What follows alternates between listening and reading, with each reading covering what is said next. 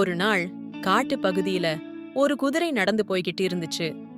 அப்ப அந்த பாதையில ஒரு நத்தை ஊர்ந்து போய்கிட்டு இருக்கிறத பாத்துச்சு. திமிர் பிடிச்ச அந்த குதிரை, ஏய் நத்தையாரே, ஏன் இப்படி மெதுவா நடக்கிறீங்க? என்ன மாதிரி வேகமா நடங்கன்னு சொல்லுச்சு. குதிரையோட திமிர் பேச்ச கேட்ட அந்த நத்தை, இது என்னோட இயல்பு, நீ உன்னோட வேலைய பாருன்னு சொல்லிட்டு மெதுவா நடக்க ஆரம்பிச்சுச்சு. நத்தைய பார்த்து தொடர்ந்து கேலி செஞ்சுக்கிட்டே இருந்துச்சு அந்த குதிரை.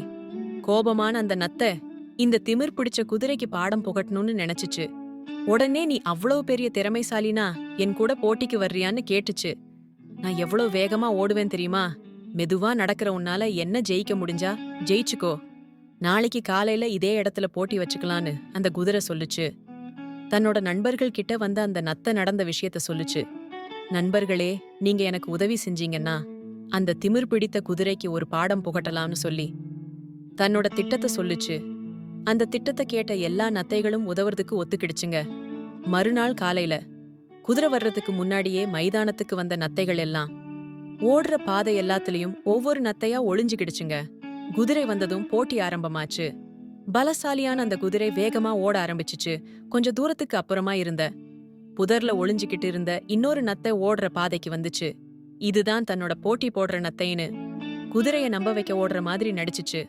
அடடா, இது என்ன, நான் இவ்ளோ வேகமா ஓடி வந்தோம், இந்த நத்தை எனக்கு முன்னாடி ஓடிக்கிட்டு இருக்கேன்னு நினைச்சிட்டு தொடர்ந்து ஓட ஆரம்பிச்சது அந்த குதிரை.